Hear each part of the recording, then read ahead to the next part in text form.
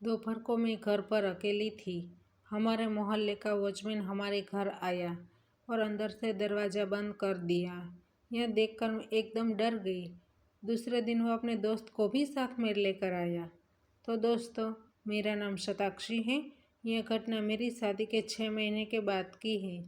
हमारी फैमिली अब तक साथ में थी, लेकिन कुछ महीनों से सब लोग अलग अलग हो गए हैं। मेरे सास ससुर को डिसाइड करना था कि वह किसके साथ रहेंगे, इसलिए उन दोनों ने डिसाइड किया कि वह दोनों अलग रहेंगे। इन दिनों मैं घर में अकेली रहती थी और फ्री टाइम में मैं टीवी देखती थी या फिर मोबाइल देखती थी। मेरे पति को काम की वजह से मेरे लिए टाइम नहीं था। पूरे दिन काम करने के बाद वह थक जाते थे। हमारे बिल्डिंग में एक वॉचमैन था। वह काफ़ी मजबूत जवान लड़का था। मुझे कभी भी मार्केट से कुछ मंगवाना हो तो मैं उनके पास ही मंगवा लेती थी। वह मेरे सारे काम दौड़ दौड़ के कर देता था।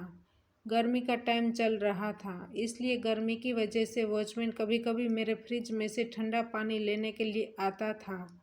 जब तक मैं फ्रिज में से पानी की बोतल लेकर आती, तब तक वह सामने देखता रहता था।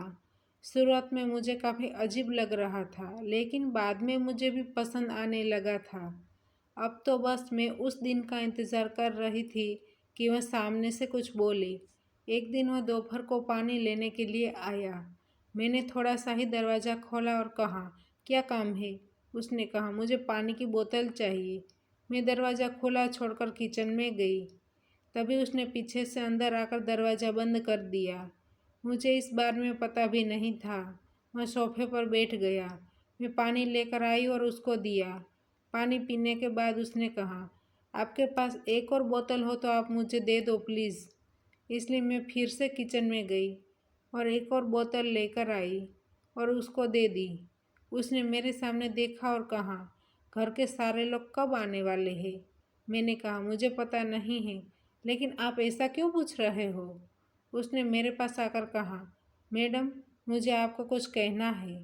इसलिए मैंने थोड़ी सी स्माइल दी और कहा, हाँ कहें, क्या कहना है? फिर वह मेरे सामने देखकर बोला, आप काफ़ी खूबसूरत लग रही हो। इतना कहकर वह मेरे नज़दीक आ गया। मैं सोच रही थी कि आखिर में वह दिन आ गया जिसका मुझे इंतज़ार था। मैंने भी उनका साथ दिया। दोपहर की उस गर्मी में वॉचमैन ने मुझे 4 बार उठक बैठक करवाई।